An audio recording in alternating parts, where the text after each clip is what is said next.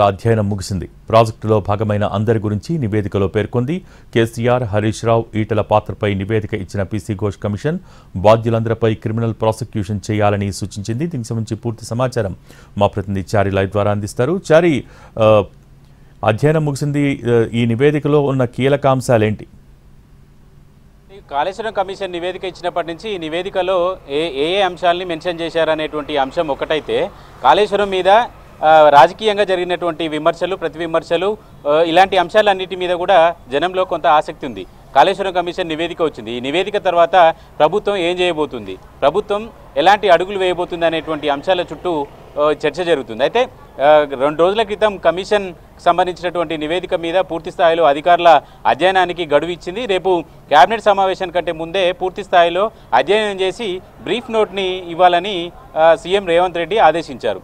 ఆదేశాలకు అనుగుణంగా 2-3 రోజులుగా ఈ కమిషన్ నివేదిక మీద 3 అధికారుల కమిటీ సుదీర్ఘంగా కసరత్తు చేస్తుంది. ఆ నివేదికకు సంబంధించినటువంటి అధ్యయనం కూడా పూర్తయింది. కొద్దిసేపటి క్రితమే సీఎస్ దగ్గర ఈ 3 అధికారులకు సంబంధించినటువంటి సమావేశం, వాళ్ళు చేసినటువంటి వర్కౌట్స్కు సంబంధించినటువంటి అంశాలన్నింటినీ కూడా నివేదిక ఇచ్చినట్టు తెలుస్తుంది. మరి కాసేపట్లో ఉత్తమ్ కుమార్ రెడ్డి ఇరిగేషన్ శాఖ మంత్రితో కూడా ఈ అధికారుల సమావేశం ఉండబోతుంది. అయితే ప్రధానంగా ఈ రిపోర్టులో, కమిషన్ ఇచ్చినటువంటి రిపోర్టులో ఇండివిజువల్గా ఈ ప్రాజెక్టు నిర్మాణంలో భాగస్వామ్యులైనటువంటి కీలకమైనటువంటి రాజకీయ నాయకులకు సంబంధించినటువంటి అంశం, అధికారులకు సంబంధించినటువంటి అంశం, శాఖల వారీగా జరిగినటువంటి లోపాలకు సంబంధించినటువంటి అంశాలన్నిటిని కూడా మెన్షన్ చేసినట్టు తెలుస్తుంది. అయితే ప్రధానంగా ప్రాజెక్టు కట్టడానికి లొకేషన్ అనేది ఇంపార్టెంట్. లొకేషన్ ఎంపిక చేసుకున్న తర్వాత ఆ ప్రాజెక్టుని ఏ టెక్నాలజీతో నిర్మించాలనేది మరొక అంశం. ఇవన్నీ పూర్తయిన తర్వాత ఆర్థికంగా అంచనాలకు సంబంధించినటువంటి నిధుల కేటాయింపుకు సంబంధించినటువంటి విషయం, ఈ 3 అంశాలు కీలకమైనటువంటి ఈ 3 అంశాల మీద కూడా ఎవరి పాత్ర ఎంత అనేటువంటి అంశాన్ని కూడా ఈ కమిషన్ నివేదికలో పేర్కొన్నట్టు తెలుస్తుంది. మొదట ప్రాజెక్టు లొకేషన్కి సంబంధించినటువంటి విషయం, మేడిగడ్డ దగ్గర కట్టినటువంటి ఈ బ్యారేజ్కి సంబంధించి అసలు మొదట తుమ్మిడిహెట్టి దగ్గర కట్టాలనుకున్నారు, కానీ అక్కడ నీటి లభ్యత లేదు కాబట్టి మేడిగడ్డ దగ్గర కట్టామనేటువంటి అంశాన్ని గత ప్రభుత్వం చెబుతూ వచ్చింది. అయితే కమిషన్ ఇచ్చినటువంటి నివేదికలో కూడా ఈ అంశాన్ని మెన్షన్ చేసినట్టు తెలుస్తుంది.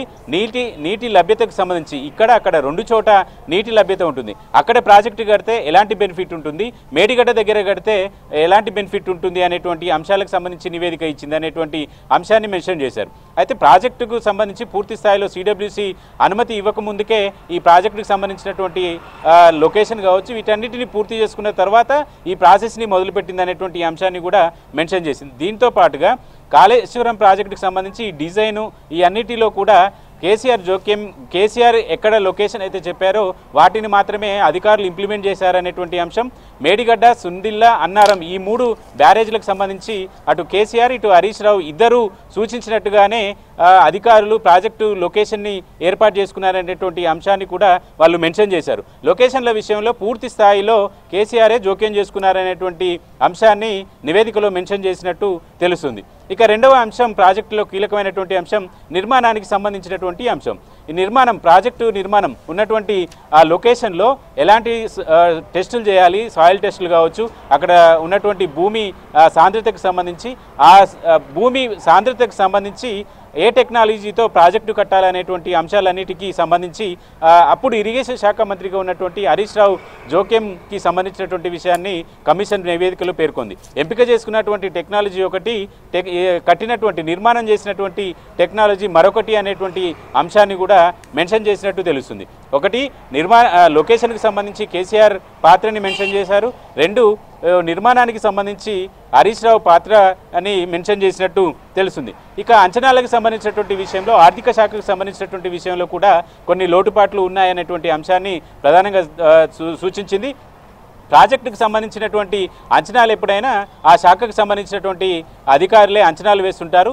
చేసినటువంటి అంచనాలన్నిటినీ యథావిధిగా ఆర్థిక శాఖ ఆమోదం తెలపడం, పెంచినటువంటి అంచనాలు కూడా యథావిధిగా ఆమోదం తెలపడం, ఎలాంటి అభ్యంతరాలు కానీ వాటి మీద కసరత్తు కూడా చేయలేదు అనేటువంటి అంశాన్ని, ఆర్థిక శాఖకు సంబంధించినటువంటి ఫెయిల్యూర్స్ని కూడా కమిషన్ పేర్కొన్నట్టు తెలుస్తుంది.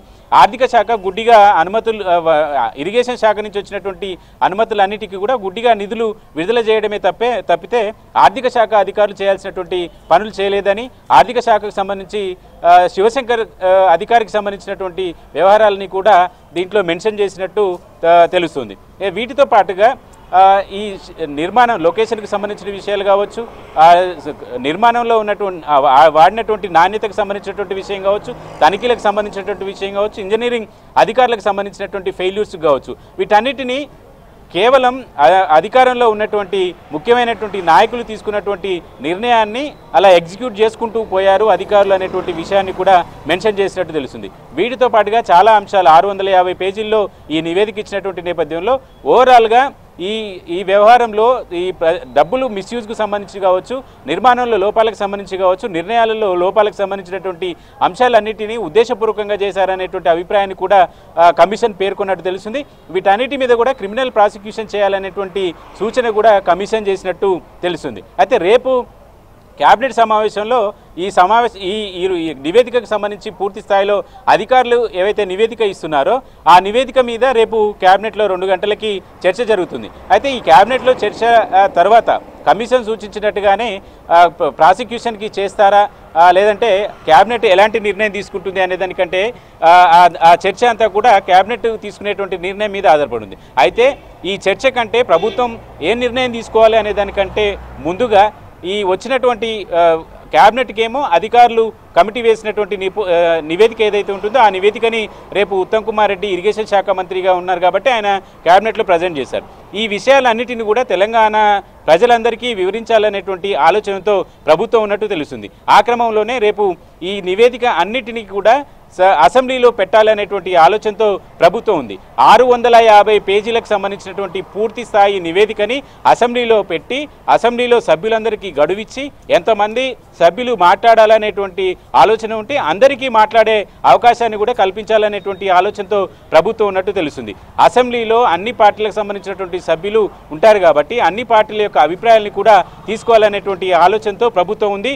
కేబినెట్ సమావేశంలో అసెంబ్లీ సమావేశాల నిర్వహణకు సంబంధించినటువంటి తేదీలు, అసెంబ్లీ నిర్వహణకు సంబంధించినటువంటి అంశాలకు సంబంధించినటువంటి వాటన్నిటి మీద కూడా కేబినెట్లో చర్చించేటువంటి అవకాశం ఉంది. ఓవరాల్గా రేపు జరిగేటువంటి కేబినెట్ సమావేశం అనేది చాలా కీలకమైనటువంటి సమావేశం. కాంగ్రెస్ పార్టీ చాలా ప్రతిష్టాత్మకంగా ఎన్నికల సమయంలో రాహుల్ గాంధీని కుంగిపోయినటువంటి మేడిగడ్డ బ్యారేజీ దాకా తీసుకువెళ్ళి ఆ ఎన్నికల ముందు దాని యొక్క ఫెయిల్యూర్స్కు సంబంధించినటువంటి విషయాలన్నింటిని కూడా ప్రొజెక్ట్ చేసేటువంటి ప్రయత్నం చేసింది. గతంలో అధికారంలో ఉన్నటువంటి బీఆర్ఎస్ పార్టీ ఆ కాళేశ్వరం ప్రాజెక్టుని ఎంత గొప్పగా చెప్పుకుందో కాంగ్రెస్ పార్టీ ఆ ఫెయిల్యూర్స్ని అంత అనుకూలంగా మలుచుకునేటువంటి ప్రయత్నం చేసింది. ప్రస్తుతం ఆ కాళేశ్వరం ప్రాజెక్టుకు సంబంధించినటువంటి లోటుపాట్లు కావచ్చు, అందులో జరిగినటువంటి వైఫల్యాలకు సంబంధించి బాధ్యులు ఎవరు అనేటువంటి విషయాలన్నిటి మీద కూడా ఇంకా ఇన్డెప్త్గా ఐఏఎస్ అధికారుల పాత్ర ఏంటి, నీటిపారుదల శాఖలో పనిచేసినటువంటి కీలకమైనటువంటి అధికారుల చేయాల్సినటువంటి పని ఏంటి, చేయని పని ఏంటి అనేటువంటి అంశాలని కూడా కేబినెట్లో కమిషన్ ఇచ్చినటువంటి నివేదికలో మెన్షన్ చేసినట్టు తెలుస్తుంది.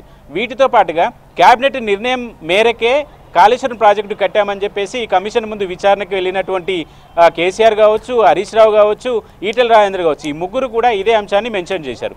కానీ ఆ తర్వాత ప్రభుత్వం నుంచి పూర్తి స్థాయిలో వివరాలని కమిషన్ సేకరించింది. ప్రభుత్వం కూడా ఈ ఎపిసోడ్లో కమిషన్ అడిగినటువంటి ప్రతి అంశానికి తీసుకున్నటువంటి నిర్ణయాలకు సంబంధించినటువంటి ఫైల్స్ని కూడా కమిషన్కి ఎప్పటికప్పుడు పంపిస్తూ వచ్చినటువంటి నేపథ్యంలో కమిషన్ పూర్తి స్థాయిలో అధికారికంగా వచ్చినటువంటి ప్రభుత్వం ఇచ్చినటువంటి వివరాలు వీటన్నిటినీ తీసుకున్న తర్వాత పూర్తి స్థాయిలో నివేదిక పొందుపరిచింది.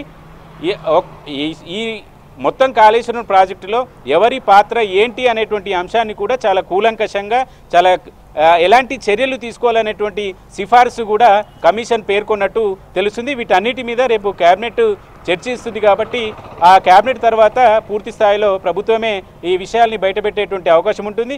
చర్చనే పెట్టాలనుకుంటుంది కాబట్టి అసెంబ్లీలో కేబినెట్కి వచ్చేటువంటి అధికారులు ఇచ్చే నివేదిక కాకుండా అసెంబ్లీలో మాత్రం 650 పేజీలని పెట్టి సభలో చర్చించాలనేటువంటి అభిప్రాయంతో ఉంది. అయితే సభలో పెట్టే ముందు సభలో ఉన్నటువంటి సభ్యులందరికీ కూడా ఈ ప్రతులన్నింటిని కూడా ఇవ్వాలనేటువంటి ఆలోచనతో ప్రభుత్వం ఉంది. ఎందుకంటే ఈ కాళేశ్వరం కమిషన్కి సంబంధించినటువంటి నివేదిక విషయంలో ఎక్కడ ఒత్తిడి కానీ ఉద్దేశపూర్వకంగా వ్యవహరిస్తుంది అనేటువంటి అపోహలు కలగకుండా ఉండాలనేటువంటి ఆలోచనతో ప్రభుత్వం ఉంది. అందుకు అనుగుణంగానే ఇలాంటి ఎత్తుగడల్ని ప్రభుత్వం వేసినట్టు తెలుస్తుంది. పూర్తి స్థాయిలో కాళేశ్వరం కమిషన్ ఇచ్చినటువంటి నివేదిక మీద ప్రభుత్వం దగ్గర మరొక అంశం ఉంటుంది. రేపు క్యాబినెట్లో కాళేశ్వరం కమిషన్ ఇచ్చినటువంటి నివేదిక మీద ఏం చేయాలనేటువంటి అంశాలన్నిటి మీద కూడా త్వరలోనే ఎలాంటి చర్యలు తీసుకుంటుంది అనేటువంటి సస్పెన్స్ కూడా కొనసాగుతుంది. కాబట్టి వీటన్నిటికీ క్యాబినెట్ ఫైనల్ అప్రూవల్ ఇస్తుంది. కాబట్టి ఏం జరుగుతుంది అనేది కూడా చూడాలి. Thank you Chari.